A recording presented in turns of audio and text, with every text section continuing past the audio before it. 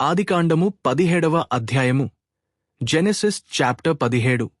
అబ్రాము 99 ఏండ్లవాడైనప్పుడు యెహోవా అతనికి ప్రత్యక్షమైనెను. సర్వశక్తిగల దేవుడను, నా సన్నిధిలో నడుచుచు నిందారహితుడవై యుండుము. నాకును నీకును మధ్య నా నిబంధనను నియమించి నిన్ను అత్యధికముగా అభివృద్ధి పొందించెదనని అతనితో చెప్పెను. అబ్రాము సాగలపడియుండగా దేవుడతనితో మాటలాడి, ఇదిగో నేను నియమించిన నా నిబంధన నీతో చేసియున్నాను. నీవు అనేక జనములకు తండ్రివగుదు. మరియు ఇకమీదట నీ పేరు అబ్రాము అనబడదు. నిన్ను అనేక జనములకు తండ్రినిగా నియమించితిని గనుక నీ పేరు అబ్రాహాము అనబడును. నీకు అత్యధికముగా సంతానవృద్ధి కలుగజేసి నీలో నుండి జనములు వచ్చునట్లు నియమించుదును. రాజులును నీలో నుండి వచ్చెదరు. నేను నీకును నీ తరువాత నీ సంతానమునకును దేవుడనే యుండునట్లు నాకును నీకును నీ తరువాత వారి తరములలో నీ సంతతికిని మధ్య నా నిబంధనను నిత్య నిబంధనగా స్థిరపరచెదను. నీకును నీ తరువాత నీ సంతతికిని నీవు పరదేశవైయున్న దేశమును, అనగా కనానును దేశమంతటిని నిత్యస్వాస్థ్యముగా ఇచ్చి వారికి దేవుడనే యుందునని అతనితో చెప్పెను. మరియు దేవుడు నీవు మాత్రమేగాక నీ తరువాత వారి తరములలో నీ సంతతియు నా నిబంధనను గైకొనవలెను. నాకును నీకును నీ తరువాత నీ సంతతికిని మధ్య మీరు గైకొనవలసిన నా నిబంధన ఏదనగా మీలో ప్రతి మగవాడును సున్నతి పొందవలెను. మీరు మీ గోపాంగ చర్మమున సున్నతి పొందవలెను.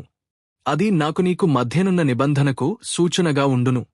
8 దినముల వయసుగలవాడు, అనగా నీ ఇంట పుట్టినవాడైనను నీ సంతానము కాని అన్యునియొద్ద వెండితో కొనబడినవాడైనను మీ తరములలో ప్రతి మగవాడు మీలో సున్నతి పొందవలెను. నీ ఇంట పుట్టినవాడును నీ వెండితో కొనబడినవాడును తప్పక సున్నతి పొందవలెను. అప్పుడు నా నిబంధన మీ శరీరమందు నిత్య నిబంధనగా ఉండును. సున్నతి పొందని మగవాడు, అనగా ఎవని గోపాంగ చర్మమున సున్నతి చేయబడదో అట్టివాడు తన జనులలో నుండి కొట్టి వేయబడును. వాడు నా నిబంధనను మీరియున్నాడని అబ్రాహాముతో చెప్పెను. మరియు దేవుడుని భార్యైన శారయి పేరు శారయి అనవద్దు, ఏలైనగా ఆమె పేరు శారా. నేనామెను ఆశీర్వదించి ఆమె వలన నీకు కుమారుని కలుగజేసెదను. నేనామెను ఆశీర్వదించెదను. ఆమె జనములకు తల్లి యుండును. జనముల రాజులు ఆమె వలన కలుగుదురని అబ్రాహాముతో చెప్పెను. అప్పుడు అబ్రాహాము సాగలపడి, 90 వానికి సంతానము కలుగునా? 90 శారా కనునా అని మనస్సులో అనుకొనెను.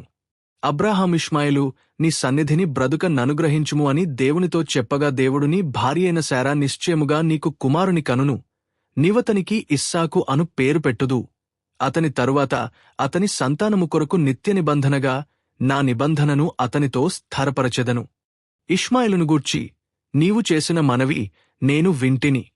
ఇదిగో నేనతనిని ఆశీర్వదించి అతనికి సంతానాభివృద్ధి కలుగజేసి అత్యధికముగా అతని విస్తరింపజేసెదను. అతడు 12 మంది రాజులను కనును. అతనిని గొప్ప జనముగా చేసెదను. అయితే వచ్చు సంవత్సరము ఈ కాలమందు శారా నీకు కనబోవు ఇస్సాకుతో నా నిబంధనను స్థిరపరచెదనని చెప్పెను. దేవుడు అబ్రాహాముతో మాటలాడుట చాలించిన తరువాత అతని యొద్ద నుండి పరమునకు వెళ్ళెను. అప్పుడు అబ్రాహాము తన కుమారుడైన ఇష్మాయిలును, తన ఇంట పుట్టిన వారినందరినీ, తన వెండితో కొనబడిన వారినందరినీ, అబ్రాహాము ఇంటి మనుష్యులలో ప్రతివానిని పట్టుకుని, దేవుడు తనతో చెప్పిన ప్రకారము ఆ దినమందే వారి గోపాంగ చర్మమున సున్నతి చేసెను.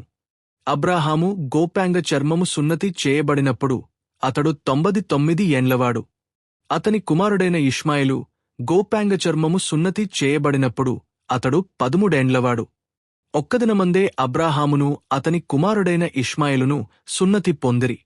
అతని ఇంట పుట్టినవారును అన్యునియొద్ద వెండితో కొనబడినవారును అతని ఇంటిలోని పురుషులందరును అతనితో కూడా సున్నతి పొందిరి.